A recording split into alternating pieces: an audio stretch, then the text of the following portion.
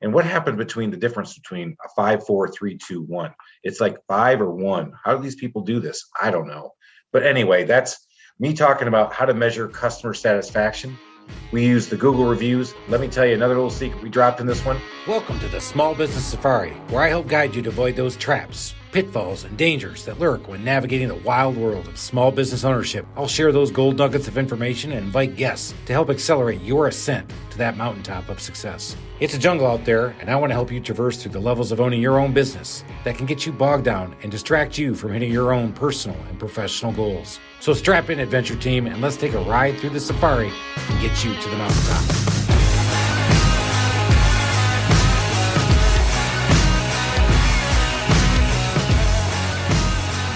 Hey everybody, it's Chris again, and we're talking about measuring customer satisfaction. In this week's episode, we talked a lot about customer satisfaction and figuring out how do you measure it.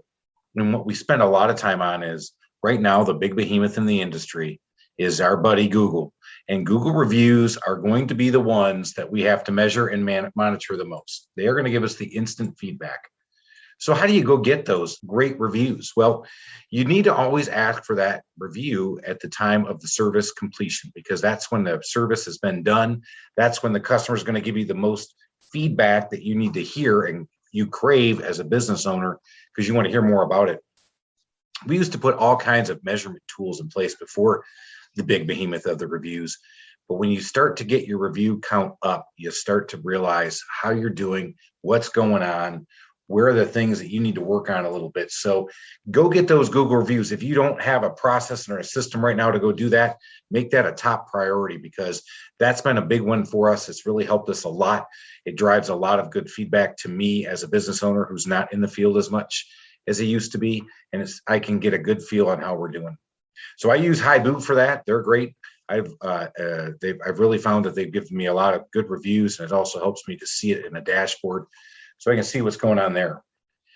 Let's talk about those reviews though. When did everybody decide that they needed to help their fellow man by outing your company as either being really good or not being good enough? And everybody decided that they're going to let all these strangers know in the universe that they had got a chance to review. These are your Google reviewers. These are the guys who are Google guides.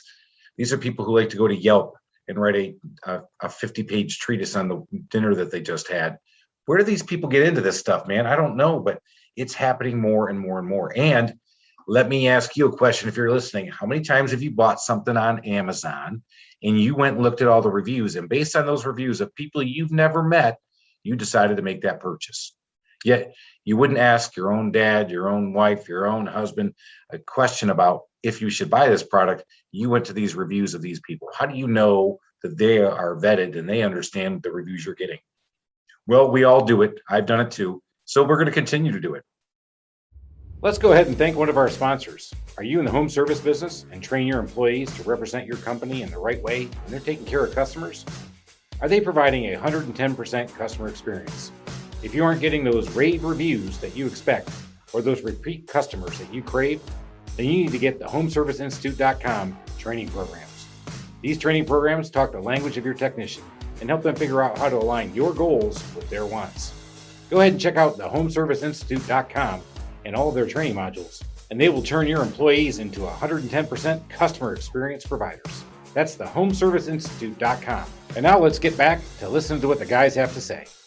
The other thing that we do with those reviews is we'll go out there and take a look at them, and we'll make our decisions around what to do with them. So it's important that you look at those reviews. And we all are smart, savvy business owners and savvy shoppers, that we know that you got to have a few bad ones out there to let you know that the service isn't always perfect, but you want to see how the company handles them. So when you're a small business owner, you need to respond, number one, to those reviews. You need to keep it short in those reviews, and you need to be positive in your reviews, regardless of your responses back to those guys that have put things out there. Positive most of the time and negative sometimes, hopefully not very many. You got to make them all positive and know that everything you say and write will be used against you. So just go ahead and write.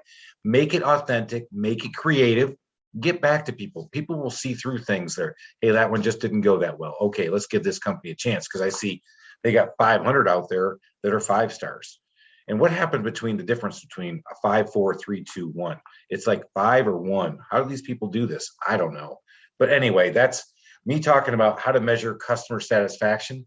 We use the Google reviews. Let me tell you another little secret we dropped in this one is Google My Business is going to be really important for any local businesses going forward. So make sure your Google My Business page is great. Go ahead and do those. I tried surveys. I've been turned off a little bit by those surveys, but here's the one question you would want to ask your customers. And as a business owner, sometimes you have to go back out there, kick the tires and talk to a few customers.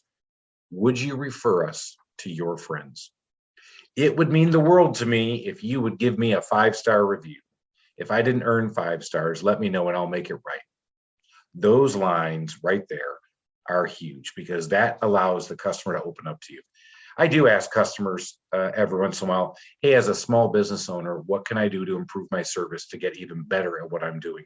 And I usually get some very good, candid feedback that helps me get better at my business. So hopefully this helped you out. Go listen to that long format episode because I think we brought a lot of energy in this one.